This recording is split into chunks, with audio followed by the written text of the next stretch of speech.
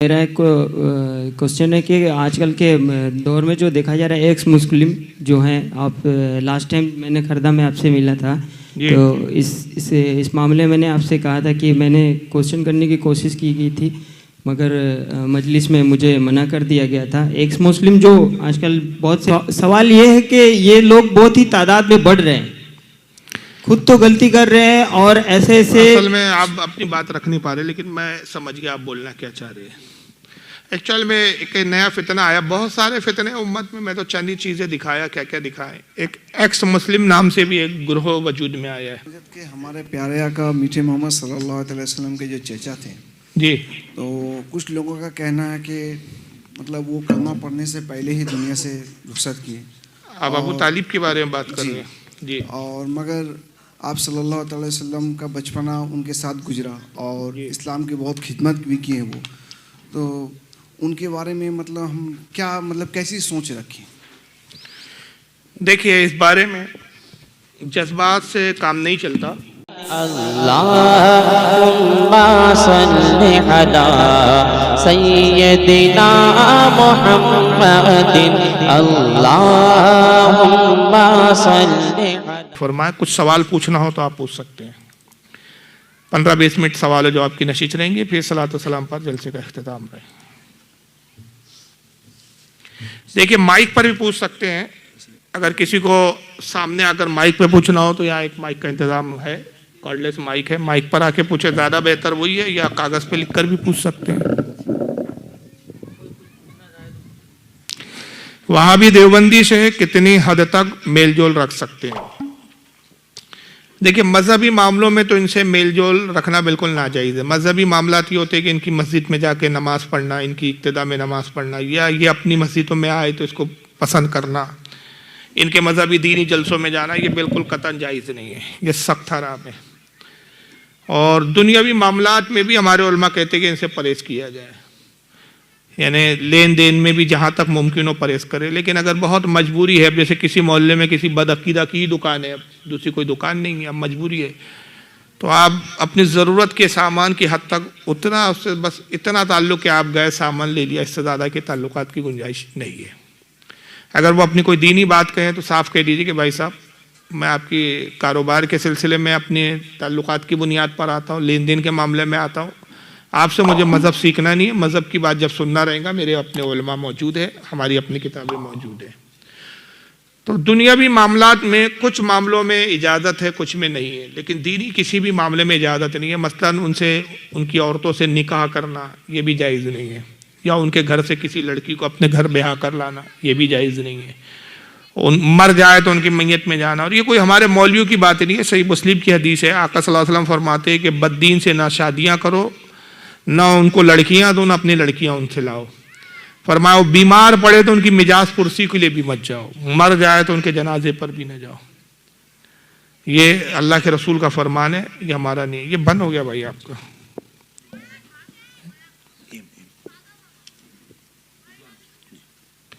دوسرا سوال ہے کہ کیا ہے سترے کے صحیح حکم کیا ہے؟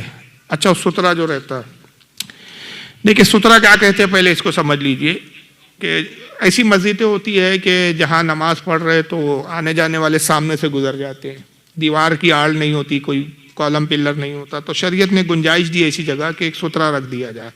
سترہ مطلب کوئی آڑ، ایسی چیز کہ ایک آڑ ہو، اس طرف سے پھر کوئی شخص گزر جائے، چلا جائے تو نماز نہیں نماز میں کوئی خلل نہیں آتا۔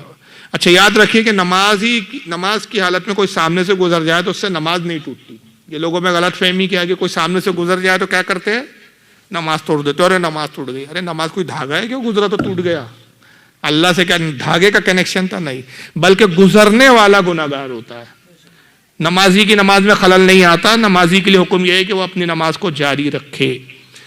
لیکن جو جان بوجھ کر قصداً، جس کو معلوم ہے کہ نماز پڑھ رہا ہے تب بھی اس کے سامنے سے گزر جائے تو اس کا گناہ کتنا ہے کہ روایت میں آقا فرماتے ہیں کہ قیامت میں اگر وہ شخص اس گناہ کی تلافی میں، یعنی اس گناہ کو مٹانے کے لیے 500 سال بھی کھڑا رہے تو گناہ اس کا معاف نہ ہو، اتنا سخت گناہ ہے۔ تو قصداً کسی نمازی کے سامنے سے گزرنا نہیں چاہیے۔ اب ایسی مسجد ہے، بڑی مسجد ہے، جمعے کے دن یہ مسئلہ خاص طور سے پیش آتا ہے کہ اب لوگ سنتیں ادا کر رہے ہیں، تو اب کیا سامنے سے گزرے نہیں، تو اس کے لیے سترے کی صورت میں گنجائش دی۔ سترا یہ ہوتا ہے کہ کوئی آڑ بنا دی جائے، تو شریعت میں اس کی ہے کہ ایک ہاتھ، یعنی یہ ایک ہاتھ ہوتا ہے نا، کم سے کم اتنا اونچا ہو، ایک لکڑی یا ایک چھڑی آپ رکھ دیں، اور یا مطلب کوئی بھی ایسی شے جس کا جو ہائٹ ہے یعنی ایک ہاتھ کے قریب ہو، مطلب تو ایسی چیز رکھ دے، تو اس کے بعد پھر کوئی وہاں سے گزرتا ہے تو پھر وہ گناہ گار نہیں ہوں گا، اور نماز میں سے کوئی خلل تو ویسے بھی نہیں آتا، ویسے بھی نہیں آئے گا، گناہ گار نہیں۔ اب آج کل مسجدوں میں ایک جگہ ہے، شاید آپ کے بھی ہوں گے، کہ وہ تختیاں جیسی باقاعدہ بورڈ کاٹ کے وہ بنا کے رکھ دیے جاتے ہیں، تو وہ زیادہ بہتر ہے، اگر نہیں ہے تو مسجد میں آپ لوگوں نے رکھنا چاہیے۔ اور جب کوئی ایسا شخص ایسی کھلی جگہ نماز پڑھ رہا ہے کہ جہاں پہ کوئی آڑ نہیں ہے، سامنے دیوار نہیں ہے، کوئی پلر نہیں ہے، تو وہ سامنے اس کو رکھ دے تختی کو، تو اس کو بہرحال سترا کہتے ہیں۔ تو کم از کم وہ اتنا ہونا چاہیے، ایک ہاتھ، 1 فٹ اس کو سمجھ سکتے ہیں آپ اندازاً۔ یہ بار بار بن ہوتا ہے یار اتنا۔ السلام علیکم حضرت۔ وعلیکم السلام۔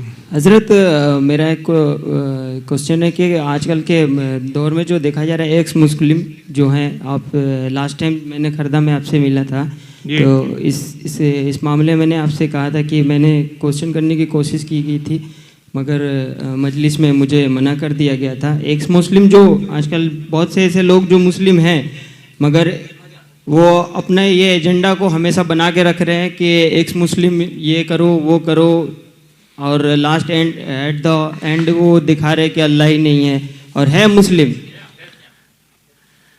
اس قسم سے وہ بات کر رہے ہیں۔ تو آپ کا سوال کیا ہے اس پر؟ سوال یہ ہے کہ یہ لوگ بہت ہی تعداد میں بڑھ رہے ہیں، خود تو غلطی کر رہے ہیں اور ایسے ایسے۔ اصل میں آپ اپنی بات رکھ نہیں پا رہے، لیکن میں سمجھ گیا آپ بولنا کیا چاہ رہے ہیں۔ ایکچوئل میں ایک نیا فتنہ آیا، بہت سارے فتنے امت میں تو چند ہی چیزیں دکھایا، کیا کیا دکھائیں۔ ایک ایکس مسلم نام سے بھی ایک گروہ وجود میں آیا ہے، اس میں کچھ زیادہ تر تو وہ لوگ ہیں جو پہلے ذاکر نائک کے فالوورز ہوتے تھے، ذاکر نائک کو سنتے تھے، ذاکر نائک کے بہت فین تھے، بلکہ اس میں ایک دو تو وہ ہے، اس میں ایک ساحل کر کے ایک شخص ہے کوئی، وہ تو کہتا ہے کہ میں ذاکر نائک کے ساتھ رہا ہوں، باقاعدہ بمبئی کا ہے، وہ کہتا ہے میں ذاکر نائک کا مطلب اسسٹنٹ جیسا رہا میں ساتھ میں اس کے۔ تو ایسے لوگوں کا انجام یہی ہوتا ہے کہ جو باطل فرقوں کے ساتھ رہتے تو زیادہ سوچتے ہیں، پھر جب پیغمبر کی بھی عزت نہیں رہتی، اولیاء سے بھی اپنے آپ کو گریٹ سمجھتے ہیں، پھر وہ مرزا جیسی حالت ہو جاتی ہے کہ پیغمبر بھی کوئی شے نہیں۔ پھر ایک وقت یہ آتا ہے کہ اسلامی میں بھی خامیاں نظر آتی ہے، اب جیسے اس کو حضرت عمر تک پہنچ گیا، ابو بکر تک پہنچ گیا، تو ایسے لوگوں کا یہ انجام ہوتا ہے کہ بعد میں یہ ہوا کہ اسلام پہ ریسرچ تحقیق، اسلام میں بہت ساری چیزیں یہ ہے کہ جس میں قرید سے منع کیا گیا ہے، جیسا ہے قرآن میں حدیث میں اس کو مان لو۔ اگر آپ ہر چیز کو پریکٹیکلی سمجھنے کی کوشش کرو گے تو گمراہ ہو جاؤ گے۔ جیسے مثال کے طور پہ قبر میں عذاب ہوتا ہے، ابھی حدیث میں ہمارا ایمان ہے کہ اگر کوئی گناہ گار ہے تو اس کو قبر میں عذاب ہوتا ہے، اور نیکوکار ہے تو اس کو قبر میں جنت کی اس کے لیے کھڑکی کھول دی جاتی ہے، اس پر ہمارا ایمان ہے۔ اب یہ چیز کیسی ہے کہ قرآن اس کی تعریف بھی بیان کرتا ہے کہ والذین یؤمنون بالغیب، مومن وہ ہے جو چھپی باتوں پر، غیب پر ایمان لاتے ہیں۔ ایمان کی تعریف یہ بیان کی گئی کہ چھپی ہوئی باتوں پر ایمان لائے۔ اب کوئی وہاں سائنسی اصول لاگو کرے، عقل سے قیاس کرے کہ بھائی جنت کی کھڑکی کھولتی ہے، تو ہم نے تو سینکڑوں قبریں کھودی تو ہم کو تو کبھی کوئی جنت کی کھڑکی دکھی نہیں، سینکڑوں قبریں ہم نے کھودی تو کبھی کوئی آگ کا ایک شعلہ بھی نہیں دکھا ہم کو، ایک چنگاری بھی نہیں دکھی۔ تو یہ سب اسلام کی باتیں تو بچکانی اور ڈھکوسلے بازی لگتی ہے۔ تو جو عقل سے بہت زیادہ سوچتے ہیں ایسے لوگ بہت جلدی گمراہ ہوتے ہیں۔ ہر چیز کو عقل کی کسوٹی پہ نہیں پرکھا جا سکتا، بہت سی چیزیں دنیا میں ہی کچھ ایسی چیزیں جو عقل میں نہیں آتی ہے۔ تو یہ لوگ کیا کرتے ہیں ریسرچ کے نام پہ کہ نہیں بھائی ہر اس چیز کو ہم مانیں گے جو ہماری عقل میں آئیں گی، جو سائنٹیفک ہوں گی۔ نتیجہ یہ ہوتا ہے کہ ایک وقت یہ آتا ہے کہ گمراہ ہو جاتے ہیں۔ تو اس طرح کا ایک گروپ وجود میں آیا ہے جو اپنے آپ کو ایکس مسلم بولتا ہے۔ ایکس مسلم یہ کہ انہوں نے نعوذ باللہ من ذالک اسلام چھوڑ کے مرتد ہو گئے، یہ اسلام سے خارج ہو گئے، دوسرے مذہب کو قبول کر لیا۔ اچھا، اب ہندوستان کی ایسی فضا ہے کہ یہ مسلمان ہو کر جس فرقے میں جس مذہب میں گئے ہیں وہاں ہزاروں باتیں ایسی ہے کہ اس پر ہم بھی بات کر سکتے ہیں، لیکن یہ بولے تو صاحب ریسرچ اور تحقیق ہے، ہم بولے تو صاحب گستاخی ہو جاتی ہے، کیس بن جاتے ہیں، یعنی ہمیں اجازت نہیں ہے بولنے کی۔ تو یہ لوگ کیا کر رہی ہے، ایکس مسلم یہ میڈیا پر آتے ہیں، چینل پہ آتے ہیں اور آ کے اسلام کے خلاف بکواس کرتے ہیں۔ یہ معراج النبی کا مذاق اڑائیں گے، قبر کا مذاق اڑائیں گے، اللہ کی صفات کا مذاق اڑائیں گے، رسول اللہ پہ تنقید کرتے ہیں معاذ اللہ، یہ ایسی سی گستاخی کرتے ہیں کہ آپ اس کو سن نہیں سکتے، لیکن اس ڈھنگ سے پیش کرتے ہیں جس کو کہ ہمارے نوجوان، وہی میں کہا کہ جب علم نہیں ہوتا اور ان کو سنتے تو ان کو سن کر بھی کئی لوگ گمراہ ہو رہے ہیں اور اسلام سے بدزن ہو رہے ہیں۔ تو اب ان سے نپٹنے کا طریقہ کیا ہے، یہی پوچھنا چاہتے ہیں۔ اب میں سمجھ گیا، مفہوم یہ ہے کہ بھئی ایسے لوگوں کو کیسے کرے۔ تو دیکھیے وہ ایک محاورہ ہے نا کہ سانپ کا منتر جس کو آتا ہو وہی بل میں ہاتھ ڈالے۔ ہر اناڑی آدمی بل میں ہاتھ ڈالے گا تو سانپ ڈس لے گا۔ سانپ پکڑنے والے کو پتہ ہوتا ہے کہ کیسے پکڑنا ہے اس کو۔ تو اس معاملے میں ہمارے وہ علماء کو سامنے آنا چاہیے، ہمارے ان نوجوانوں کو سامنے آنا چاہیے کہ جو ان کے اعتراضات کا جواب دو طریقے سے دے سکتے ہیں۔ ایک تو یہ کہ سائنٹیفک اور عقلی طور پر جوابات، کیونکہ وہ قرآن و حدیث کو تو مانتے ہی نہیں وہ لوگ۔ اگر آپ بولے کہ بھئی قرآن میں آیا تو مذاق اڑاتے، کہتے ہیں قرآن اللہ کی کتاب ہے، ہم یہی نہیں مانتے۔ آپ کا اللہ کے رسول کی حدیث ہے، کہتے ہیں ہم پیغمبر کو ہی نہیں مانتے، تو حدیث کیا سنا رہے ہو؟ ہمیں تو بتاؤ جو ہماری عقل میں آئے۔ تو عقلی دلیل دینے کی جو صلاحیت رکھتے ہیں ایسے لوگوں نے سامنے آنا چاہیے، ایک چیز۔ دوسرا، جو دوسرے مذہب کی بارے میں بھی معلومات رکھتے ہیں، حوالے کے ساتھ، لنترانی نہیں، گالی گلوچ کر دیا، غصے میں چیخ رہے چلا رہے، یہ جواب نہیں ہوتا میرے حساب سے۔ میرے نزدیک چلانا تقریر نہیں ہوتی، چلانے کا نام علم نہیں ہوتا۔ آپ وہی بات کو ٹھہر ٹھہر کے بھی سمجھا سکتے۔ تقریر اور علم کا معاملہ وہ ہوتا ہے جو بات کو ذہنوں میں منتقل کیا جائے۔ فن دکھانا کوئی تقریر نہیں ہے اور کوئی فن نہیں ہے۔ تو ایسے لوگ جو سنجیدگی کے ساتھ کتابوں کی روشنی میں ان کا جواب دے سکے، ایسے لوگوں کو سامنے آنا چاہیے۔ وہ چینلوں پہ اعتراض کر رہے ہیں، ہمیں بھی اپنے پرسنل ایسے چینل بنا کر اس کا جواب دینا چاہیے۔ اب ہر آدمی کی اپنی ایک فیلڈ ہوتی ہے، میری اپنی ایک فیلڈ ہے، ہر آدمی اپنی اپنی فیلڈ میں ماہر ہوتا ہے۔ تو اب ہر کام میں نہیں کر سکتا، ہر کام کوئی دوسرا نہیں کر سکتا۔ جو آپ کر سکتے ہو میں نہیں کر سکتا، جو میں کر سکتا وہ آپ نہیں کر سکتے۔ تو ایسے لوگوں کو سامنے آنا چاہیے، یہی اس کا سد باب ہے۔ واللہ اعلم ثم رسول عالم۔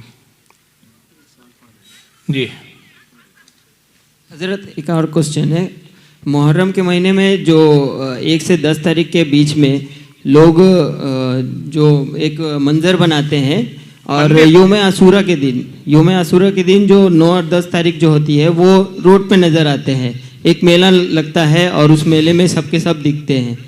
تو یہ بہت اس پر کئی بار علماء بولتے ہی رہتے ہیں کہ یہ لہو لہیب ہے۔ دیکھیں وہ مندر بھی اس کو تعزیہ بولتے ہیں۔ جی، مندر اور تعزیہ میں بہت فرق ہوتا ہے۔ حد سے زیادہ ہم کو نہیں تجاوز کرنا چاہیے، جس کا جہاں تک حکم ہے وہیں تک اس کو بات کرنی چاہیے۔ تعزیہ اور مندر میں فرق یہ ہوتا ہے کہ مندر میں باطل معبود و بت ہوتا ہے، تعزیہ میں ایسا کچھ ہوتا نہیں ہے۔ لیکن اس بارے میں میں اپنی بات کہوں کہ میں مسلک اعلیٰ حضرت کو فالو کرتا ہوں، اور مسلک اعلیٰ کا مطلب ہے اعلیٰ حضرت نے جو ہمیں سمجھا دیا ہم اس پر مطمئن ہیں۔ ہم ان سے زیادہ اپنے آپ کو ہوشیار نہیں سمجھتے، ان سے زیادہ اپنا عالم نہیں سمجھتے۔ جو تحقیق انہوں نے کی اس سے بہتر تحقیق ہم نہیں پیش کر سکتے۔ اعلیٰ حضرت نے اس تعلق سے اعتدال بیان کیا ہے، ایک درمیانی، ایک ایسا مسلک، ایک ایسی بات کہ جو نہ ہم کو تجاوز کرتی ہے نہ جو ہم کو توہین پر آمادہ کرتی ہے۔ اعلیٰ حضرت فاضل بریلوی نے اس تعلق سے باقاعدہ ایک رسالے لکھے ہیں، 2 رسالے، ایک رسالہ تعزیہ داری کے نام سے فتح رضویہ میں شامل ہے، اور ایک تبرکات کے نام سے ہے جس کا نام ہے بدر الانوار فی آداب الاثار۔ اب یہ اردو میں بھی ٹرانسلیشن ہو گیا، عربی رسالہ تھا یہ۔ اس میں اعلیٰ فرماتے ہیں کہ ایسا تعزیہ بنانا جو امام حسین کے روزے کے ہو بہو اسی شکل کا ہو، جیسے امام حسین کا روزہ ہے، اور بہت بڑا نہ ہو، ایک درمیانی مطلب سائز کا ہو، گھر میں کسی اچھی پاک جگہ پہ اس کو اس نیت کے ساتھ رکھنا کہ اس کو دیکھو تو امام حسین کی یاد تازہ ہوتی ہے، اس حد تک تعزیہ بنانا اور گھر میں رکھنا جائز ہے۔ اب ناجائز کس چیز کو کہتے ہیں اعلیٰ حضرت؟ ناجائز یہ ہوتا ہے کہ اپنے من سے، اپنی عقل سے کچھ بھی بنا لیا اور اس کو امام حسین کا روزہ قرار دے دیا۔ اب جو عام طور پہ تعزیہ بنتے ہیں وہ کئی فٹ لمبے، وہ اتنے لمبے کہ جب وہ سڑک پہ چلتے تو تار تک کاٹنے پڑتے، لوگوں کو پریشانی، اور رسیوں سے پکڑ کے اس کو کھینچ کے لے کے چل رہے ہیں، ایک طرف بیلنس جھکا، تو کئی تو ویڈیوز بھی آئے کہ تعزیہ جھکا تعزیہ ہی ٹوٹ گیا صاحب۔ تو یہ تو آپ بے حرمتی کر رہے ہیں۔ جب آپ امام حسین کا اس کو روزہ سمجھ رہے ہیں تو پھر یہ اتنا تکلف اور اتنی مشقت میں اپنے آپ کو ڈالنے کی کیا ضرورت ہے؟ اتنی بے حرمتی ہو رہی ہے اس سے۔ تو پہلے جا کے اس کو وہ بڑے بنا دیتے ہیں جس کو اصل سے کوئی تعلق نہیں، کوئی واسطہ نہیں، اس میں پیسوں کا اسراف، فضول خرچی، اور اس کے بعد پھر وہ میلہ ٹھیلا، پھر اس کے ساتھ عورتوں کا ہجوم، پھر ڈھول اور تاشے باجے ڈھولوں کے ساتھ جا رہے ہیں، مرثیہ پڑھتے ہوئے جا رہے ہیں، نمازوں کا کوئی خیال نہیں۔ امام حسین کربلا میں اس لیے شہید ہو گئے کہ نماز کی حفاظت کرتے رہے، اور ہم انہی کے نام پہ نماز چھوڑ کے تعزیہ اٹھانے میں لگے ہوئے ہیں۔ امام حسین نے کربلا کے بعد، شہادت کے بعد اہل بیت نے پردے کیے، ان یہاں تک کہ روایتوں میں آیا، بعض روایتوں میں آیا، بعض لوگوں نے لکھا بھی ہے کہ وہ ان کے پردے چھین لیے گئے تھے، دوپٹے چھین لیے تھے یزیدیوں نے، تو اپنے بالوں سے انہوں نے اپنے چہروں کو چھپا لیا۔ وہ پردہ دار خواتین ہیں کہ جن کے چہروں کو آسمان نے کبھی کھلے آسمان نے نہیں دیکھا۔ ہم ان پاک بیویوں کے ماننے کے دعوے کر رہے ہیں، اہل بیت کی محبت کے دعوے کر رہے ہیں، اور ہماری عورتیں 10 عاشورے کے دن، شہادت کے دن ساج دھج کے، لپسٹک پاؤڈر لگا کے ساتھ مجمع عام میں مردوں کے گھوم رہی ہے، بدنگاہیاں ہو رہی ہے، نگاہ سے نگاہ ٹکرا رہی ہے۔ تو یہ کون سا کربلا منانا ہے، یہ کون سا محرم منانا ہے بھائی؟ اس کی تو شریعت قطعاً اجازت دے ہی نہیں سکتی، تو اس کی اجازت نہیں ہے۔ پھر اس کے بعد وہ تعزیہ جو بنایا تھا اس کو لے جا کے وہ پھر بعض جگہ تو کچھ گاؤں میں دیکھا میں نے، ویڈیوز ہے باقاعدہ میرے پاس موجود، تالاب میں پھینک دیتے ہیں، کچھ جگہ گڑھا کھود کے پھر اس کو دفن کر دیتے ہیں، گڑھے میں بھی پورا نہیں آتا تو اس کے ٹکڑے ٹکڑے کر کے پارٹس کو توڑ تاڑ کے گھساتے ہیں اس کو گڑھے میں۔ تو یہ سب چیزوں کی شریعت اجازت نہیں دیتی، صرف شریعت اتنی بات کی اجازت دیتی ہے کہ ہو بہو تعزیہ ہو، امام حسین کے روزے کی طرح ہو۔ تو جیسے تغرے رکھتے ہیں ہم گھروں میں، مکہ کے، مدینے کے، بغداد شریف، خواجہ غریب نواز کے روزے کے، اور اس کو برکت کی نیت سے ہم رکھتے ہیں تو اس کو تبرکاً رکھتے ہیں، اسی طرح امام حسین کا بھی روزہ اگر ہو بہو رکھے تو اس کی اتنی اجازت ہے، اس میں کوئی حرج نہیں ہے۔ واللہ اعلم ثم رسول عالم۔ ایک سوال یہ ہے کہ ارتداد کسے کہتے ہیں؟ ارتداد اصل میں ارتداد اسے کہتے ہیں کہ کوئی اپنے مذہب اسلام کو چھوڑ کر کوئی دوسرا مذہب قبول کر لے، اس کو ارتداد کرنا کہتے ہیں، اور ایسے شخص کو مرتد کہتے ہیں جو اسلام چھوڑ کے دوسرے مذہب کو اختیار کر لے، کوئی بھی مذہب میں چلے جائے، چاہے عیسائی ہو جائے، یہودی ہو جائے، مسلمان تھا پہلے، مسلمان ہونے کے بعد مذہب اسلام کو چھوڑ کر دوسرے مذہب میں چلا گیا، اس کو مرتد کہتے ہیں، اور اس عمل کو جو اس نے کیا اس کو ارتداد کہتے ہیں۔ مسلک اعلیٰ حضرت کا کیا مطلب ہے؟ اس کے لیے تو پوری لمبی تقریر کرنی پڑ جائے گی بھائی۔ اب یہ سوال تو ایک لائن کا ہے، ایک لائن کا بھی نہیں ہے، آدھی بھی لائن کا ہے، جواب بڑا لمبا ہے، لیکن میں اپنے عشق کی روشنی میں ایک ہی جواب دے دیتا ہوں، میرے خیال سے کافی ہے، ورنہ اس پر میری تقریر موجود ہے، اس کا نام ہے، نیٹ پہ آپ جا کے سنیں، ہم ہے اہل سنت، ہم ہی ہے جنتی، یہ اس کا نام ہے۔ تو اس میں مسلک اعلیٰ حضرت کے اوپر میں نے اچھا خاصا بولا ہے۔ مسلک اعلیٰ حضرت صرف ایک جملے میں اگر میں کہوں کہ مسلک اعلیٰ حضرت کیا ہے، یہ سوال یہی ہے، تو جواب یہ ہے کہ منشاء الہی کے مطابق رسول اللہ سے محبت کرنے کا نام مسلک اعلیٰ حضرت۔ منشاء الہی کے مطابق اور رسول اللہ سے محبت کرنے کا نام مسلک اعلیٰ حضرت، اور ہر بدعقیدے سے بیزاری کرنے کا، ہر نبی کے گستاخ سے دوری اختیار کرنے کا نام مسلک اعلیٰ حضرت ہے۔ مسجد میں قرآن پاک اونچی آواز میں پڑھنے کا کیا مسئلہ ہے جبکہ نمازی نماز پڑھ رہا ہوتا ہے؟ مسجد ہی نہیں، آپ اگر اپنے گھر کی چھت پر قرآن اتنے زور سے پڑھ رہے ہیں، درہ مختار وغیرہ میں یہ مسئلہ باقاعدہ لکھا گیا ہے، بحر الرائق میں بھی ہے یہ، کہ اگر کوئی شخص اپنے مکان کی چھت پر اتنے زور سے پڑھے کہ لوگ آ رہے جا رہے ہیں، خرید و فروخت میں لگے ہیں، تو وہ جو قرآن پڑھ رہا ہے وہ گناہ گار ہوگا، نہ کہ وہ لوگ جو آ رہے جا رہے ہیں۔ تو کیونکہ قرآن عظیم کا ایک ادب یہ بھی ہے کہ اللہ قرآن میں خود فرماتا ہے کہ جب قرآن پڑھا جائے تو بادب اس کو سنو، لیکن یہ تب ہے کہ جب سننے والے بھی اس پر راضی ہو۔ اب سننے والے اپنے کام میں مصروف ہے، کوئی دنیاوی کام میں، اب آپ خاموخواہ جا کے ان کو قرآن سنانے بیٹھ گئے، یہ ان کو تکلیف میں ڈالنا ہے، تو گناہ گار وہ خود سنانے والا ہوں گا۔ اسی طرح اگر مسجد میں کوئی قرآن پڑھ رہا ہے اور زور زور سے پڑھ رہا ہے، دوسرے نمازیوں کو خلل ہو رہا ہے، اب کوئی نماز میں اب قرآن کی آواز بھی آ رہی ہے تو اس کو اپنے صورتیں پڑھنے میں تکلیف ہو رہی ہے، تو اس سے وہ قرآن پڑھنے والا گناہ گار ہوگا، نہ کہ وہ نمازی، بلکہ وہ قرآن پڑھنے والے کو چاہیے کہ وہ اتنی ہی آواز میں پڑھے کہ جتنی آواز میں اس کے اپنے کان سن لے، بس اسی کو تلاوت کہا گیا ہے۔ ایک ہے مسجد میں دکھتے جاتے اور آتے وقت زور سے سلام کرنا۔ اچھا، دیکھیے مسجد میں داخل ہوتے وقت اور جاتے وقت اس بارے میں تو باقاعدہ ایک حدیث آئی ہے، اس کو ابن قیم جوزیہ جو غیر مقلدوں کا بہت بڑا علامہ ہے، اس کی کتاب ہے جلاء الافہام، اس میں بھی اس نے نقل کیا ہے، ہمارے اہل سنت کی بھی کتابوں میں، کتاب الشفا میں امام قاضی عیاض نے لکھا ہے۔ نسیم الریاض میں امام شہاب الدین خفاجی نے لکھا ہے، بہت سارے محدثین نے لکھا ہے، حتیٰ کہ امام مالک نے الموطا میں بھی لکھا ہے اس کو، کہ جب کوئی مسجد میں آئے اور مسجد میں کوئی نہ ہو تو آقا کہتے ہیں کہ وہ کہے السلام علیکم یا رسول اللہ۔ ملا علی قاری اس کی شرح کرتے ہوئے پھر مرکات شرح مشکات میں کہتے ہیں کہ مسجد میں رسول اللہ کی روح پاک ہوتی ہے، تو مسجد میں داخل ہوتے وقت اگر کوئی نہ ہو تو پھر کس پہ سلام کریں؟ رسول اللہ کو۔ لیکن اگر لوگ موجود ہیں تو آپ مطلقاً بغیر کسی کا نام لیے سلام کریں، یہ رسول اللہ کی سنت ہے۔ لیکن جو نماز میں ہے، پہلے یہ تھا حکم، بعد میں وہ منسوخ ہو گیا کہ نماز کے اندر سلام کا جواب دینے کی اجازت تھی پہلے، تو نماز پڑھتے تھے لوگ اور کوئی مسجد میں داخل ہوا، اس نے سلام کیا السلام علیکم، تو نماز پڑھتے پھر حضور صلی اللہ علیہ وسلم نے منع کیا اس سے، پھر یہ حکم منسوخ ہو گیا، پھر کہا گیا کہ نماز میں جواب نہ دو۔ تو جو نماز کی حالت میں اس کو جواب دینا واجب نہیں ہے، جو نماز میں نہیں ہے، وضو وغیرہ کر رہا ہے یا وہیں مسجد میں کھڑا ہے، اس کے کانوں میں آواز پہنچے تو اس کو جواب دینا واجب ہے، تو سلام کر سکتے، حرج نہیں ہے۔ تو لیکن درمیانی آواز میں ہو، اتنا بھی نہیں کہ خاموں کا زور سے اتنا چیخ رہے کہ پورا مسجد کو ہی گنجا دیا السلام علیکم، ایسا کرنے کی ضرورت نہیں، ایک نارمل آواز میں اعتدال میں السلام علیکم، جتنوں نے سن لیا کافی ہے۔ اور سلام کا مسئلہ بھی یہ ہے کہ کسی نے سلام کیا مجلس میں، مثلاً یہ سینکڑوں لوگ بیٹھے ہیں، میں آیا، میں نے سلام کیا السلام علیکم، مجلس کو سلام کیا، ایک شخص نے بھی جواب دیا تو سب بری ذمہ ہو گئے، اور کسی نے جواب نہیں دیا تو سب گناہ گار ہو گئے۔ ایسا نہیں ہے کہ سب کو جواب دینا ضروری ہے۔ چلیے، امید ہے مسئلہ سمجھ میں آ گیا ہوں گا۔ غیر مسلم وہابی دیوبندیوں کو سلام کرنا کیسا ہے؟ اب یہ تو آپ ہی سمجھیے کہ جو ایسے بدترین جن کے عقیدے ہیں ان کو آپ سلام کریں گے کیا؟ اب آپ اپنے ضمیر سے فتویٰ پوچھیے۔ در حقیقت سلام کیا ہے؟ دعا ہے۔ جب آپ کہتے ہیں السلام علیکم، کیا مطلب ہوا ہے؟ اللہ کی سلامتی ہو تم پر، یعنی اللہ تم کو صحت مند رکھے، اچھا رکھے، اور جملے بڑھا دیے ورحمۃ اللہ وبرکاتہ، اللہ کی رحمت اور برکتیں بھی ہو تم پر، یہ اضافہ ہو گیا۔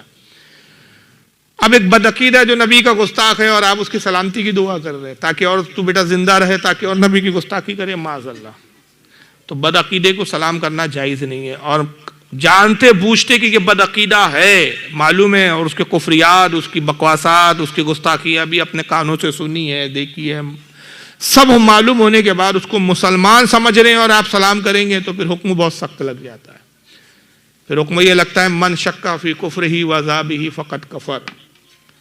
محدثین اور علماء کہتے ہیں جو کسی کافر کے جس پر کفر کا فتویٰ لگا ہو، جو گستاخ اور بدعقیدہ ہو جائے، اس کے کفر اور عذاب میں اگر کوئی شک کرے تو شک کرنے والا خود کافر ہو گیا۔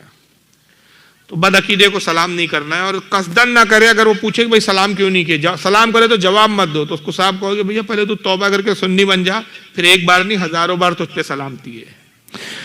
ایسے موقع پہ اللہ کے نبی ایک سلام کرتے تھے، اگر بہت زیادہ کہیں مطلب مشکل آ جائے تو رسول اللہ کی ایک سنت ہے جو حدیث میں آیا، جب کوئی بدعقیدہ یا کافر آپ کو سلام کرتا تو حضور صلی اللہ علیہ وسلم وعلیکم السلام کہہ کے جواب نہیں دیتے تھے، یا حضور کو اگر سلام کرنا ہوتا کسی بدعقیدہ کو خط وغیرہ میں تو آپ اس طرح نہیں کہتے تھے جو ہمارے یہاں مسلمانوں کے لیے راج ہے السلام علیکم۔ سرکار سلام کیا کہتے تھے؟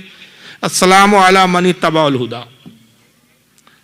یہ معتدل سلام ہے، یعنی مطلب کیا ہوتا ہے؟ سلامتی ہو اس پر جو ہدایت کی پیروی کرے، یعنی اگر تو ہدایت کی پیروی کرے تو سلامتی ہے، اور اگر تو بدعقیدہ اور گمراہ تو پھر تجھ پر سلامتی نہیں ہے۔ اس کو کہتے ہیں مشروط سلام، شرط کے ساتھ ہے۔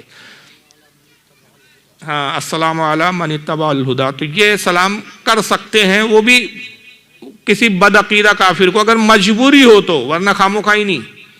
مجبوری ہے کہ جیسے بھائی اس سے جانی مالی نقصان ہونے کا اندیشہ ہے، محلے کا کوئی بہت دبنگ آدمی ہے، سلام کا اگر سلام نہیں کرے یا جواب نہیں دے تو دشمنی رکھ لے گا، دشمنی پال لے گا، نقصان پہنچائے گا، تو آپ کی مجبوری ہے کہ یار، تو اس وقت اس طرح کا کر سکتے ہیں۔ ولیمے میں دولہے کو سونے کی انگوٹھی پہننے کو گھر والے مجبور کرتے ہیں، اس پہ وضاحت فرمائیں۔ قرین زندگی میری ایک کتاب ہے، یہاں ملتی ہے، حضرت چلے گئے کہ ایک صاحب بیٹھے تو بیچتے بھی ہیں آپ کیا؟ قرین زندگی کتاب ہر شادی شدہ نوجوان نے اور ہر شادی شدہ فرد نے پڑھنی چاہیے، بہت ساری زبانوں میں وہ ترجمہ ہو کے آئی ہے، آپ کے کلکتہ میں ملتی ہے، اس کو پڑھیے. یہ انگوٹھی اور اس کے تعلق سے جو رسم و رواج ہے اس پہ میں نے بہت وضاحت سے اس پہ گفتگو کی ہے. سونے کی انگوٹھی مرد کو سخت حرام ہے. اللہ کے رسول صلی اللہ علیہ وسلم کے بعد ایک شخص آئے سونے کی انگوٹھی پہنے ہوئے تھے. ترمذی شریف کی حدیث ہے. آقا نے فرمایا کیا بات ہے کہ میں تیری انگلی میں تیرے ہاتھ میں جہنمیوں کا زیور دیکھ رہا ہوں. پھر وہ صحابی گئے، انہوں نے سونے کی انگوٹھی بدلوا لی. دوسرے دن آئے تو تانبے کی انگوٹھی پہنے ہوئے تھے. آپ نے فرمایا کیا بات ہے کہ میں تیرے ہاتھ میں دیوتاؤں کا زیور دیکھ رہا ہوں. جو باطلان معبود تانبے کے زیورات اپنے معبودوں پہ چڑھاتے تھے وہ زیور میں تجھ پہ دیکھ رہا ہوں. تو انہوں نے پھر وہ انگوٹھی بھی بدل دی. تیسرے دن جو ہے وہ لوہے کی انگوٹھی پہنے ہوئے آئے. تو آقا نے فرمایا کیا بات ہے کہ میں تجھ پہ کفاروں کا زیور دیکھ رہا ہوں. تو ان کو انگوٹھی پہننے کا شوق تھا صحابی کو. تو پھر انہوں نے عرض کیا یا رسول اللہ کیا میں انگوٹھی ہی نہ پہنوں؟ فرمایا اگر تیرا جی چاہے انگوٹھی پہننے کا تو چاندی کی ایک انگوٹھی بنا لے اور 4.5 ماشا سے اس کو زائد نہ کرنا. 4.5 ماشا کتنا وزن ہوتا ہے ابھی مجھے ایگزیکٹ یاد نہیں، کتاب میں وہ کیلکولیشن کر کے لکھا ہو گیا ہے کہ کتنے گرام ہوتا ہے. ہمارے یہاں گرام چلتے ہیں، اب تو گرام میں کتنا ہوتا ہے. چاندی کی ایک انگوٹھی اور ایک نگ کی ہو. کتنی ہو؟ ایک نگ. اس میں نگ بھی 2-4 نہ ہو. ایسی ایک انگوٹھی مرد کے لیے چاندی کی ایک انگوٹھی ایک نگ والی حلال ہے. 2 چاندی کی پہننا بھی اس کے لیے جائز نہیں. سونے کی تو قطعاً حرام ہے. البتہ عورتوں کے لیے سونے کے زیورات سونے کی انگوٹھی پہننا جائز ہی نہیں بلکہ مستحب ہے. حضرت مولا علی فرماتے ہیں کہ اللہ کے نبی نے مجھے حکم دیا، کہا کہ علی اپنی بیوی کو حکم دو، اپنے گھر والیوں کو حکم دو کہ جب وہ نماز پڑھے تو زیورات سے اپنے آپ کو آراستہ کرے، کہ جو اللہ نے اسے زینت دی ہے اس کو اللہ ہی کی بارگاہ میں ظاہر کرو. ام المومنین عائشہ صدیقہ فرماتی ہے کہ میں مکروہ سمجھتی ہوں اس عورت کی نماز کو کہ جو زیورات نہ پہنے اور اسی طرح بیواؤں کی شکل بنا کے نماز پڑھے. تو کسی نے عرض کیا کہ ام المومنین اگر کوئی مسکین اور غریب ہو تو فرمایا کہ کم از کم دھاگے کا ایک ڈورا ہی ڈال لے.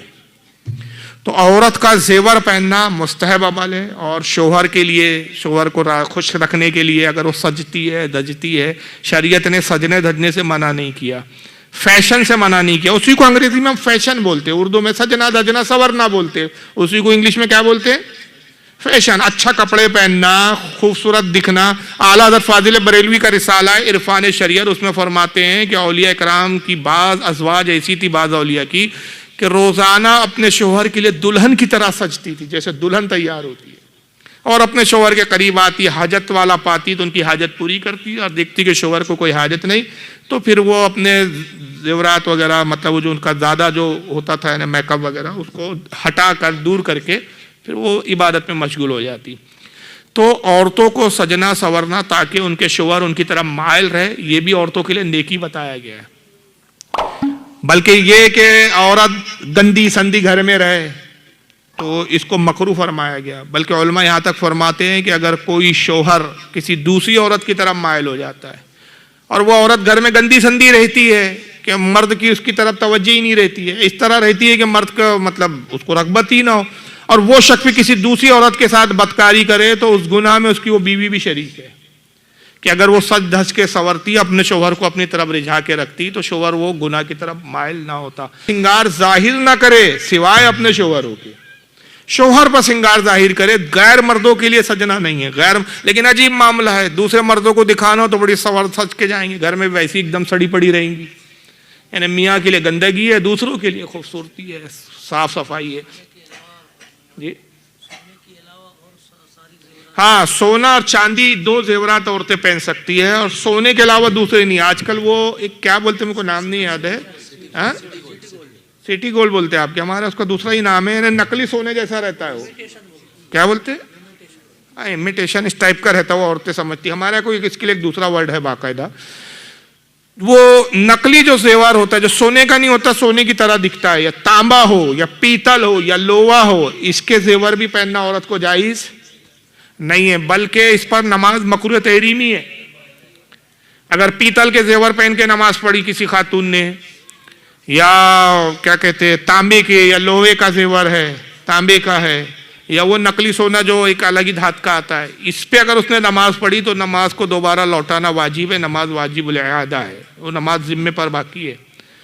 ہاں، صرف سونا اور چاندی 2 ہی زیور عورتوں کو جائز ہے. अंगूठियां जितनी चाहे सोने की पहन सकती है, एक से ज्यादा भी पहन सकती है, लेकिन मर्द को सोना भी हराम।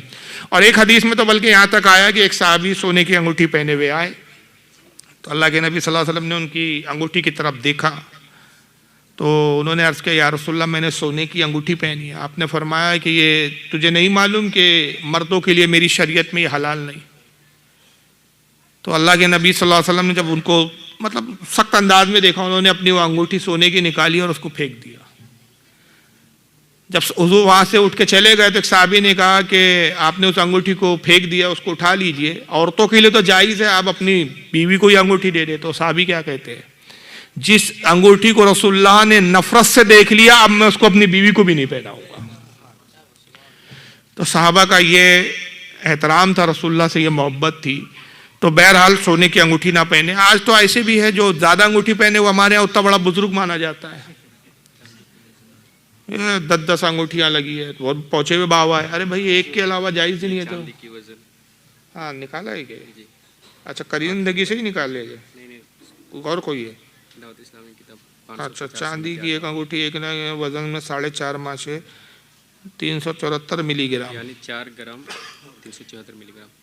देखिए वो 4-4.5 माशा जो मैंने बताया, उसका जो आज के हिसाब से जो उलमा ने हमारे कैलकुलेशन निकाला है वो 374 में, यानी 4.25 ग्राम की अंगूठी।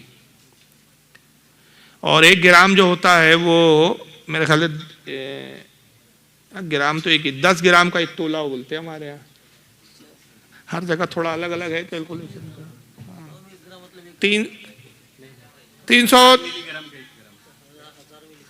374 375 पकड़ लो, मोटा 4.25। तो ग्राम कितना हो गया टोटल? 4.5 रहता तो 4.5 रहता तो 4.5 होता। चलिए इतना याद रखिए, अब वो बाद में आप कैलकुलेशन कर लेना, मैथमेटिक्स में मैं इतना माहिर नहीं हूँ। 374 मिलीग्राम चांदी की अंगूठी, इतनी मर्द को इजाजत है, उससे ज्यादा की इजाजत नहीं है। वल्लाहु आलम सुम्मा रसूल आलम।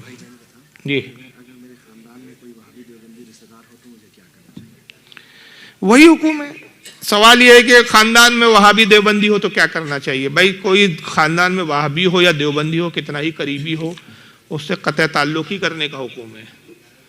रिश्तेदारी का जो भी ताल्लुक है, याद रखिए ईमान से ताल्लुक है, अगर ईमान नहीं है तो फिर कोई ताल्लुक नहीं है। देखिए मैं एक आयत सुना देता हूँ आपको, अब इससे बड़ी दलील नहीं है कुरान में। आप जानते होंगे कि हज़रत नूह अलैहिस्सलाम एक नबी गुजरे हैं। बस आखिरी बार इस पर ख़त्म करते, बहुत वक्त हो रहा है भाई। नूह अलैहिस्सलाम नबी गुजरे, 950 साल उन्होंने तबलीग की। 950 साल में सिर्फ 83 लोग ईमान लाए, बाद रिवायत में 87 आया है।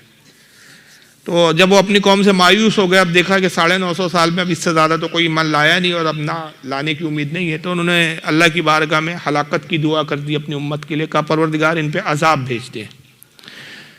पानी का अजाब आया, अल्लाह ने कहा कि नूह कश्ती बनाओ और जो ईमान वाले उनको कश्ती में सवार कर लो।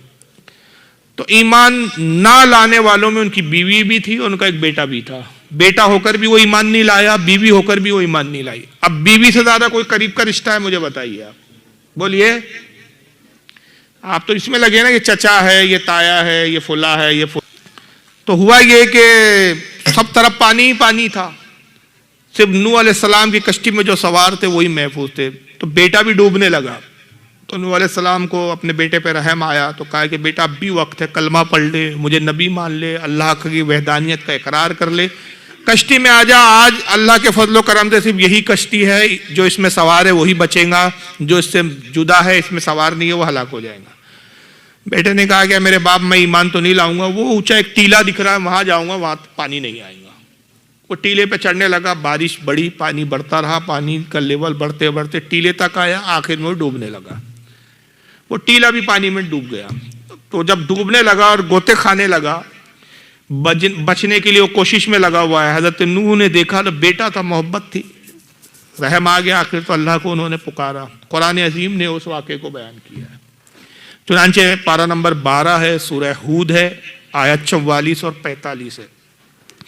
रब इरशाद फरमाता है, वनादा नूह रब्बहू फकाला रब्बी इन्नी इब्नी मिन अहली। अल्लाह फरमाता है और नूह ने अपने रब को पुकारा और अर्ज की, ए मेरे परवरदिगार, मेरा बेटा, मिन अहली, मेरा घर वाला। 2 रिश्ते बताए हैं वहां पर, नूह क्या कह रहे, मेरा बेटा, हिंदी बनी, मेरा बेटा, मिन अहली, मेरा घर वाला है। क्या मतलब था, ए परवरदिगार मेरा बेटा है, बचा ले, मेरा घर वाला है, मेरा नसब हसब खानदानी इसी से चलना है। व इन्ना वादकल हक़्क़ु व अंत अहकमुल हाकिमीन, बेशक तेरा वादा सच्चा है मगर तू हिकमत वाला है, हुक्म वाला है, तो कादिर है मौला, मेरा बेटा है, बचा ले। और रब ने क्या जवाब दिया, वो तारिक जमील वाली बोली नहीं थी, एक दूसरे के लिए गुंजाइश रखो, अपने अपने अकीदे पे कायम रहो, ले लो अपने बेटे को कश्ती में, बचा लेंगे, वो अपने अकीदे पे रहे, नू तुम अपने अकीदे पे रहे। नहीं, बल्कि कुरान क्या कहता है, अल्लाह ने फरमाया, काला या नूह इन्नहु लैसा मिन अहलिक, ऐ नूह वो तेरा हरगिज घर वाला नहीं, तेरा खानदान वाला नहीं। क्यों, इन्नहु अमलुन गैरु सालिह, इसलिए कि उसके अमाल, उसका अकीदा खराब है। ये अमल से मुराद अकीदा है, उसका अकीदा ही दुरुस्त नहीं, तो ऐ नूह वो तेरा घर वाला ही नहीं है। नूह कह रहे मेरा बेटा है, अल्लाह फरमा रहा तेरा बेटा ही नहीं है। तो कुरान ने नबी की औलाद को नबी की औलाद तस्लीम नहीं किया जब वो अकीदे पे ना हो सही। तो जब नूह का बेटा नूह का नहीं हो सकता बदअकीदगी की बुनियाद पे, आपका और हमारे बेटे की क्या हैसियत है, हमारे और आपके रिश्तेदारों की क्या हैसियत है। और कुरान अजीम वाज़ेह तौर पर कहता है, पारा नंबर 10 सूरह तौबा आयत 23, या अय्युहल्लज़ीना आमनू ला तत्तखिज़ू आबाअकुम व इख़वानुकुम औलिया अनिस्तहब्बुल कुफ्र अलल ईमान इनिस्तहब्बुल कुफ्र अलल ईमान। रब फरमाता है, ईमान वालों अपने बाप, सारे रिश्ते गिनवा दिए, जो करीब के सबसे जो खून के रिश्ते हैं। या अय्युहल्लज़ीना आमनू, ईमान वालों, ला तत्तखिज़ू आबाअकुम, ईमान वालों अपने बाप, व इख़वानुकुम अपने भाइयों को, औलिया दोस्त ना समझो, अपना करीबी ना समझो, अपना अजीज ना समझो। कब, इनिस्तहब्बुल कुफ्र अलल ईमान, कुफ्र अलल ईमान, अगर वो ईमान के मुकाबले में कुफ्र को पसंद करे। व मन यतवल्लहुम मिनकुम फउलाइका हुमुज़ ज़ालिमून, और जो कोई तुम में से उनसे दोस्ती करे, उनसे ताल्लुकात रखे, तो वो अपने आप पर जुल्म करने वाला है, वही जालिम है। तो यह कुरान ने बता दिया है कि बाप को बाप ना समझो, बेटे को बेटा ना समझो, अगर वो ईमान के मुकाबले में कुफ्र को पसंद करे। और ये कुरान अजीम है, ये कोई आपका और मेरा कलाम नहीं है कि ये कह के नज़रअंदाज कर दो, छोड़ो यार ये तो कहते ही रहते हैं। ये वो है जिस पर हमारा ईमान है, और अगर ईमान नहीं तो फिर हम मुसलमान नहीं। अल्लाह ताला हम सबको दीन पर इस्तकामत अता फरमाए। अरे सवाल है ही अभी, कितने बजे तक जलसा चलता है यहाँ भाई? नहीं, मुझे हर्ज नहीं है, मैं ये सोच रहा हूँ कि लोग वो थक ना गए हो, लोग थक ना गए हो, मुझे कोई हर्ज नहीं है। मेरे तो इजाज़त देंगे तो पूछूंगा। हाँ पूछिए। बोलना हजरत के हमारे प्यारे आका मीठे मोहम्मद सल्लल्लाहु अलैहि वसल्लम के जो चचा थे जी, तो कुछ लोगों का कहना है कि मतलब वो कलमा पढ़ने से पहले ही दुनिया से रुखसत किए। आप अबू तालिब के बारे में बात कर रहे हैं जी। और मगर आप सल्लल्लाहु अलैहि वसल्लम का बचपना उनके साथ गुजरा और इस्लाम की बहुत खिदमत भी की है वो, तो उनके बारे में मतलब हम क्या मतलब कैसी सोच रखें? देखिए, इस बारे में जज्बात से काम नहीं चलता। ईमान और कुफ्र दोनों ऐसी चीज़ें हैं, ये थोड़ा सा पहले तमहीद को समझे तो मसला आपके समझ में अच्छी तरीके से आएगा। कुफ्र और ईमान दोनों के लिए दलील कतई चाहिए। ज़न और कयास की बुनियाद पर न किसी का ईमान साबित होता है, और ज़न और कयास की बुनियाद पर न किसी को काफिर डिक्लेयर किया जा सकता है। कुफ्र के बारे में भी ये हुक्म है कि जब तक किसी का कुफ्र आफताब से ज़्यादा रोशन ना, उसको काफिर नहीं कह सकते। ईमान के बारे में भी यह है कि जब तक उसका ईमान आफताब से ज़्यादा रोशन और वाज़े ना हो, उसको मोमिन नहीं कहा जा सकता। इस ताल्लुक़ से अबू तालिब के कुफ्र और ईमान को लेकर उलमा में बाज़ाहिर इख्तलाफ है, लेकिन जमहूर कहते हैं मेजॉरिटी, बड़ी तादाद और कसीर तादाद का ये मौक़िफ़ है कि अबू तालिब ईमान नहीं लाए, और उनके कुफ्र पर जो दलाइल है वो बहुत मजबूत है। कुरान से भी उनके कुफ्र के ताल्लुक़ से कुछ आयतें आई है, और हमारे यहाँ हदीस की जो मोतबर किताबें होती है, जो सबसे आला दर्जे की किताबें, जैसे बुखारी, मुस्लिम, तिरमिज़ी, अबू दाऊद, नसाई, इब्न माजा, मुस्नद अहमद, मुसन्नफ़ इब्न अबी शैबा, मुसन्नफ़ इब्न अब्दुर रज़्ज़ाक़, اور طبرانی المعجم الکبیر، المعجم الاوسط، شعب الایمان، ایسی کئی کتابیں ہیں جو مستند حدیث کی کتابیں مانی جاتی ہیں. ان تمام کتابوں میں رسول اللہ سے اور حضرت علی سے یہ حدیثیں آئی ہے کہ ابو طالب ایمان نہیں لائے. اب جو ان کے ایمان کے قائل ہیں وہ کچھ واقعات کی بنیاد پر، قیاس کی بنیاد پر، ظن کی بنیاد پر، نکات کی بنیاد پر کہ ایسا ہے تو ایسا، اس سے ایمان ثابت کرتے ہیں. لیکن یاد رکھیے کہ میں نے کہا ظن اور قیاس پہ ایمان ثابت نہیں ہوتا، بلکہ ایک اصول ہے محدثین کے نزدیک کہ روایت کے مقابلے میں حکایت قابل قبول نہیں. اب روایت اور حکایت کا فرق کیا ہوتا ہے اس کو سمجھ لیجئے. جیسے کہ روایت اسے کہتے ہیں جو رسول اللہ سے آئی ہو، حدیث میں آیا ہو. جیسے حدیث میں آیا، روایت میں آیا کہ کھڑے ہو کر پانی نہیں پینا چاہیے. ایک مثال دے رہا ہوں سمجھانے کے لیے. اللہ کے نبی نے فرمایا کھڑے ہو کر پانی نہ پیو، یہ ہے روایت. ایک صاحب کہے ہمارے پیرو مرشد کھڑے ہو کر پانی پیتے تھے، یہ ہے حکایت. اب آپ خود بتائیے کہ قول کون سا حجت بنے گا، رسول اللہ کی حدیث بنے گی کہ پیر صاحب کا عمل بنے گا؟ رسول اللہ کی حدیث. ابو طالب کے کفر پر رسول اللہ کی فرامین ہے. اور ایمان کی جو دلیل بیان کی جن علماء نے، انہوں نے واقعات کی بنیاد پر ایمان ثابت کرنے کی کوشش کی اور ان کے دلائل انتہائی کمزور ہیں. اب اتنا وقت نہیں کہ اس پر میں تفصیلی گفتگو کروں، بس دو چار باتیں میں مختصر عرض کر دیتا ہوں کہ جیسے بخاری شریف ہمارے ہاں قرآن کے بعد سب سے معتبر کتاب مانی جاتی ہے. اس کے اندر باضابطہ حدیث ہے کہ جب ابو طالب کا انتقال ہونے لگا تو رسول اللہ اپنے چچا کے پاس آئے، کہا چچا لا الہ الا اللہ کہہ دے تو میں تیرے ایمان کا ضامن بن جاؤں. یعنی کہ گنجائش دی اپنے چچا کو کہ اگر محمد رسول اللہ نہ بھی کہا تو میں تب بھی ایمان کا ضامن بن جاؤں گا اور میں اللہ سے تیرے لیے حجت کر لوں. تو ابو جہل، عتبہ، شیبہ وغیرہ کچھ مشرکین عیادت کے لیے آئے ہوئے تھے ابو طالب کے. جب حضور نے یہ کہا تو ابو جہل نے مداخلت کی اور ابو طالب سے کہا کہ ابو طالب کیا اپنے باپ داداؤں کے مذہب کو اور دین کو چھوڑ دو گے؟ تو ابو طالب نے کہا کہ بھتیجے اگر مجھے یہ اندیشہ نہ ہوتا کہ موت کے بعد اہل عرب یہ الزام لگائیں گے اور یہ مجھ پر عیب ظاہر کریں گے کہ موت کی سختی نے ابو طالب کو دین بدلنے پہ مجبور کر دیا، تو میں تیرا جی ٹھنڈا کر دیتا. میں اپنے باپ داداؤں کے مذہب پر ہوں. اور اس وقت ان کا انتقال ہو گیا. پتہ چلا کہ وہ آخری وقت میں انہوں نے کلمہ نہیں پڑھا. اب اسی بخاری اور مسلم میں بھی حدیث ہے، بخاری میں بھی ہے. دوسری یہ ہے کہ حضرت عباس حضور کے چچا ہے، وہ ایمان لائے.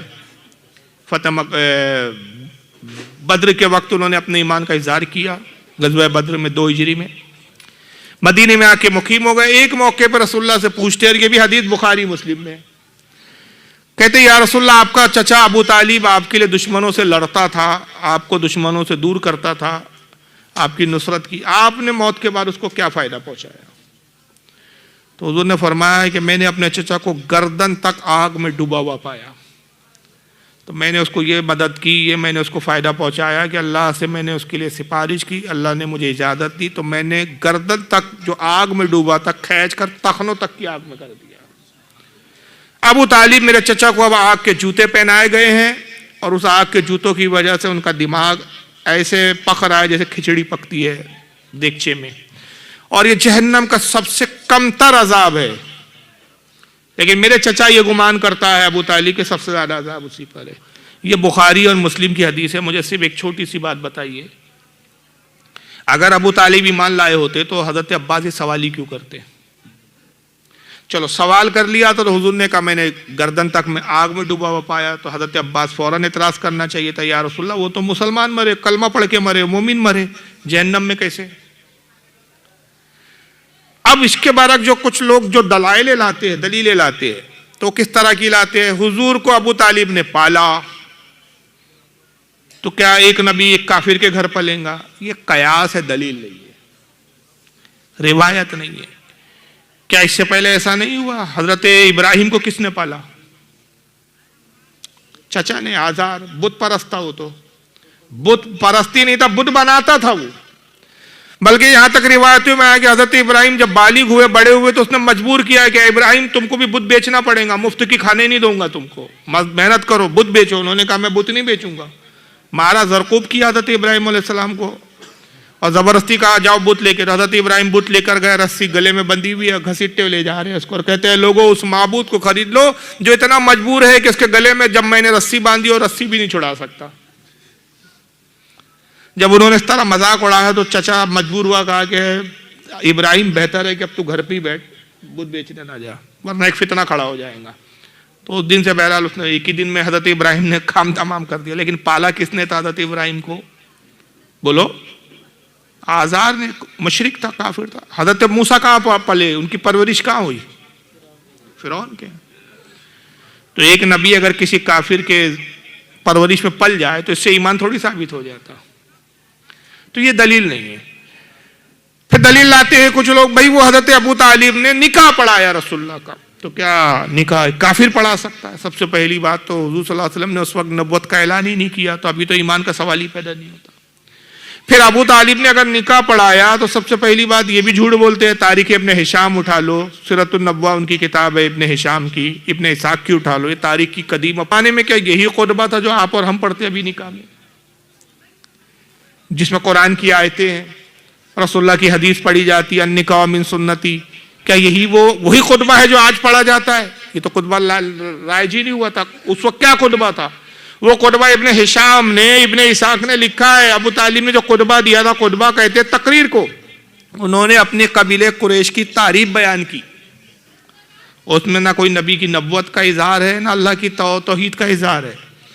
انہوں نے قریش قبیلے کی تعریف بیان کی۔ خطبہ مطلب کھڑے ہوئے کہا ہمارا قبیلہ وہ ہے جو یہ بہادر ہے، ہم جب جنگ کے میدان میں اترتے ہیں تو ہم یہ ہوتے ہیں، وہ ہوتے ہیں، ہمارے ہاں یہ شرافت ہے، ہمارے ہاں یہ خوبی ہے۔ یہی خطبہ تھا۔ اور حضرت خدیجہ کی طرف سے ایک شخص تھے، ان کا نام ابھی ذہن میں نہیں، انہوں نے بھی اپنے قبیلے کی تعریف بیان کی، اور یہ خطبہ تھا، یہ خطبہ تھوڑی تھا۔ پھر دوسری چیز کہ مسئلہ تو یہ ہے کہ نکاح، خطبہ نکاح کی شرط ہی نہیں ہے۔ نکاح کی شرط کیا ہے؟ مہر کا ہونا، مرد اور عورت کا ایک دوسرے کو ایجاب و قبول کر لینا، اور تیسری شرط ہے 2 گواہوں کا ہونا۔ خطبہ دینا نکاح کی شرط ہی نہیں ہے۔ پھر چوتھی چیز، کفر کے زمانے کے نکاح کو بھی اسلام نے، اسلام لانے کے بعد اس کو صحیح قرار دیا۔ جیسے جتنے صحابہ کرام تھے جو پہلے کافر تھے، انہوں نے نکاح کیے تو ان کے بھی نکاح جو ہے وہ کفر کے دور میں کفر کے رسم و رواج کے مطابق ہوئے۔ پھر وہ ایمان لائے تو کیا ایک کوئی ایسی روایت ملتی کہ اللہ کے نبی نے کہا تم 2 بار نکاح کرو، تمہارے جو کفر کے نکاح تھے وہ صحیح نہیں تھے؟ کوئی روایت نہیں ملتی۔ یا یہ کافر مر گیا۔ حضرت علی نے خود یہ جملوں میں اطلاع دی اپنے باپ کی موت کی کہ یا رسول اللہ آپ کا چچا بڈھا کافر مر گیا، انہوں نے فرمایا اس کو تنگ گڑھے میں دبا آ۔ یہ بھی روایت موجود ہے۔ ہمارے جتنے مستند امام ہیں، جو بڑے امام ہیں، جیسے امام اعظم ابو حنیفہ، امام شافعی، امام مالک، امام احمد ابن حنبل، سب کا یہی نظریہ اور یہی موقف ہے کہ ابو طالب کلمہ نہیں پڑھے۔ امام اعظم کی الفقہ الاکبر کتاب ہے عقائد کی، امام اعظم کی کتابیں مدارس میں پڑھائی بھی جاتی ہے، کچھ مدرسوں میں کورس میں داخل ہے وہ، کچھ مدرسوں میں، سب جگہ نہیں ہے، لیکن وہ کتاب مل جاتی ہے آسانی سے، الفقہ الاکبر۔ اس کے اندر امام اعظم باقاعدہ فرماتے ابو طالب ماتا کافرہ، حضور کا چچا ابو طالب، اس کی موت کفر پر ہوئی۔ یہ حضرت امام اعظم کا قول ہے۔ امام شافعی بھی فرماتے کہ ایمان نہیں لائے، حتیٰ کہ امام جعفر صادق کی روایت ہے، امام باقر کی روایت ہے، اہل بیت کی خود روایت ہے کہ ابو طالب ایمان نہیں لائے۔ لیکن اب یہ دور میں لوگ سمجھتے ہیں کہ بھائی حب علی اور حب اہل بیت کا تقاضا ہے کہ ابو طالب کو بس کسی بھی طرح کھینچتان کے ہم مومن قرار دے دے، تو عجیب عجیب باتیں ہونے لگی ہے اس تعلق سے، اور نعوذ باللہ یہ سمجھتے ہیں کہ بھائی ابو طالب کو اگر کوئی مسلمان نہ سمجھے تو بڑا مسئلہ کھڑا ہو جائے گا۔ تو سوال یہ پیدا ہوتا ہے کہ حضور کے ایک چچا پہ آپ کو اتنی پریشانی ہے کہ ابو طالب ایمان نہیں لائے، تو 9 چچا تھے حضور کے اور جو ایمان نہیں لائے، ان کے بارے میں پھر آپ کیوں بے چین کیوں نہیں ہیں؟ حضور کے 9 چچا اور بھی ہے نا جو ایمان نہیں لائے، اس بارے میں تو آپ بے چین نہیں۔ تو کہیں نہیں، ان سے کوئی مطلب نہیں، کیونکہ یہ علی کے باپ ہے اس لیے۔ اب کیسی کیسی تقریری جذباتی باتیں ہوتی ہیں، میں نے کہا کفر اور ایمان جذبات پہ نہیں ثابت ہوتے۔ حضور نے علی کو کل ایمان کہا، کل ایمان کا باپ کافر ہوں گا، یہ آپ کی عقل ہے، روایت نہیں ہے۔ روایت چاہیے اس کے لیے، دلیل چاہیے اس کے لیے۔ تو دلائل بہت زیادہ مضبوط ہے، سارے ائمہ کا یہی اقوال ہے۔ خود اعلیٰ حضرت فاضل بریلوی نے اس پر ایک مستقل رسالہ لکھا ہے جس کا نام ہے شرح البطالی فی مبعث ایمان ابی طالب، اور اس میں اعلیٰ حضرت نے یہی ثابت کیا کہ وہ ایمان نہیں لائے. البتہ اعلیٰ حضرت پورے رسالے میں اپنی پوری تحقیق پیش کرنے کے بعد مضبوط دلائل کے ساتھ اس کے بعد پھر آپ یہ بیان فرماتے ہیں کہ البتہ یہ ہے کہ ابو طالب کا نام جب بھی لیں گے تو بے حرمتی کے ساتھ نہیں لیا جائے گا, توہین نہیں کی جائیں گی.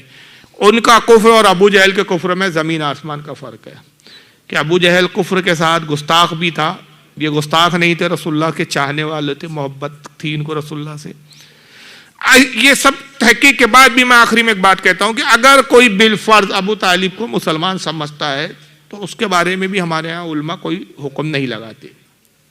ٹھیک ہے, اگر آپ کا دل چاہتا ہے, آپ ان تحقیق کو پسند کرتے ہیں جو ایمان کی طرف لے جاتی ہے, جن علماء نے ایمان کی بات کی ہے, اگر آپ مسلمان سمجھتے ہیں کوئی پرابلم کب آ جاتا ہے. ابھی ایک دوسرا دستور چلا ہے, ابھی سوال ہوا تو میں اتنی باتیں کر رہا ہوں, ورنہ یہ موضوع پہ ہم بات بھی نہیں کرتے, کیونکہ ابو طالب کا ایمان اور کفر کا مسئلہ ضروریات دین میں سے ہے بھی نہیں ہمارے ہاں. نہ ان سے کوئی ایسی روایت ہمارے یہاں ایک موجود ہے کہ جو احکام میں استعمال کی گئی ہوگی جس سے ہمارا کوئی فرائض ہمارے اور واجبات پہ مسئلہ کھڑا ہو جاتا ہو کہ بھائی اگر یہ ابو طالب کو مسلمان نہ سمجھے تو پھر یہ فرائض اور واجبات کا کیا ہوں. ایسی کوئی روایت بھی نہیں ہمارے یہاں سے. ابھی مسئلہ کیا کھڑا ہو جاتا ہے کہ ابھی ایک بڑا آسان طریقہ لوگوں نے اختیار کیا رافضیت کی طرف لوگوں کو لانے کے لیے کہ بھائی دیکھو ابو طالب کو منہ کافر کہہ رہے, کافر کہہ رہے. خاص طور سے اس تعلق سے سب سے زیادہ ٹارگٹ اعلیٰ حضرت کو کر رہے ہیں اس دور میں. اگر یہ بھول جاتے کہ تنہا اعلیٰ حضرت نہیں ہے, اعلیٰ سے پہلے جتنے ہیں مجدد الفسانی, شاہ عبدالحق مودودی سے دہلوی, شاہ ولی اللہ مودودی سے دہلوی, امام بخاری, امام مسلم, امام ترمذی, امام نسائی, امام احمد ابن حنبل, امام شافعی, امام ابو حنیفہ, امام مالک, ائمہ سے لے کر اولیاء تک, حتیٰ کہ خواجہ نظام الدین اولیاء, مخدوم اشرف جہانگیر سمنانی, لطائف اشرفی اٹھا لیجیے, لطائف اشرفی میں مخدوم اشرف جہانگیر سمنانی نے باضابطہ واضح لفظوں میں لکھا, حضور کے چچاؤں کا ذکر کر رہے ہیں, جب ابو طالب کا ذکر آتا ہے تو مخدوم اشرف سمنانی رحمۃ اللہ علیہ لکھتے ہیں کہ ابو طالب کفر پر مرے, ایمان نہیں لائے. اور یہی روایت لکھی جو میں نے ابتدا میں بیان کی کہ رسول اللہ نے ان کے لیے گنجائش رکھی, کہا کہ صرف لا الہ الا اللہ کہہ دو تب بھی میں اللہ کے لیے تیرے لیے حجت قرار پاؤں. تو مخدوم اشرف کے جملے فرماتے کہ ان پر اللہ کا لکھا ہوا غالب آیا اور وہ آخری تک ایمان نہ لایا اور کفر پہ ان کی موت ہوئی. نظام الدین اولیاء فواد الفواد ان کی کتاب ہے, اس میں نقل فرماتے ہیں کہ ابو طالب کا انتقال ہوا, حضور نے سمجھایا نہیں مانے, کفر پر انتقال ہو گیا. جب جنازہ جا رہا تھا رسول اللہ بار بار ہاتھ اٹھاتے تھے, بار بار ہاتھ اٹھاتے تھے جنازے کے ساتھ.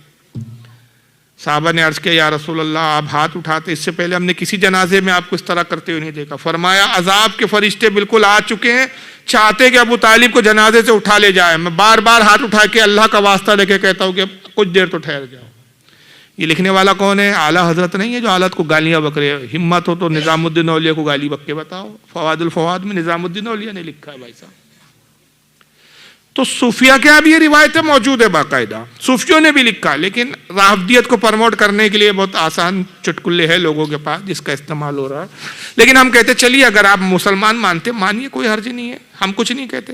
لیکن مسئلہ تب کھڑا ہو جاتا ہے کہ کچھ ایسے بھی مولویوں کے بیچ میں تقاریریں آئی, کچھ جملے آئے کہ جو ابو طالب کو مسلمان نہیں مانتے ہم ان کو مسلمان نہیں مانتے. ابھی تم ہوتے کون ہو؟ تم نعرے نہ ماننے سے کیا ہوتا ہے؟ نام لے کے بولو. اعلیٰ حضرت کو کیوں ٹارگٹ کرتے ہو؟ تھوڑا مردانگی لاؤ. بولو امام بخاری نے لکھا ایمان نہیں لائے, ہم امام بخاری کو مسلمان نہیں مانتے. ہمت کر کے لکھو, بولو.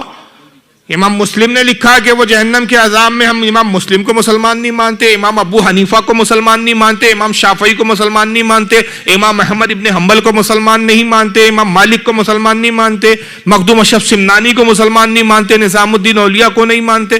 تب قوم خود فیصلہ کر لیں گے. جب تم اتنوں کو مسلمان نہیں مانتے تو ہم تم کو کیوں مسلمان مانے؟ مگر یہ سب مکاری یہاں ہے, اور یہ مسئلوں پہ تو گفتگو بھی نہیں کرنا چاہیے. علماء نے ان مسئلوں پہ بات کرنے سے بھی منع کیا کہ کوئی ایسا ٹاپک نہیں کہ جس سے اسلام کا بہت بڑا مسئلہ ہے. اتنا ہونے کے بعد بھی اعلیٰ حضرت یہ کہتے ہیں کہ بھئی ابو طالب کو زبان درازی نہ کی جائے, برے القاب سے نہ یاد کیا جائے. ہاں لیکن یہ ہے کہ ان کو حضرت کہنا یا رضی اللہ عنہ کہنا یہ درست نہیں ہے, کیونکہ ان کا ایمان ثابت نہیں ہے صحیح روایتوں سے.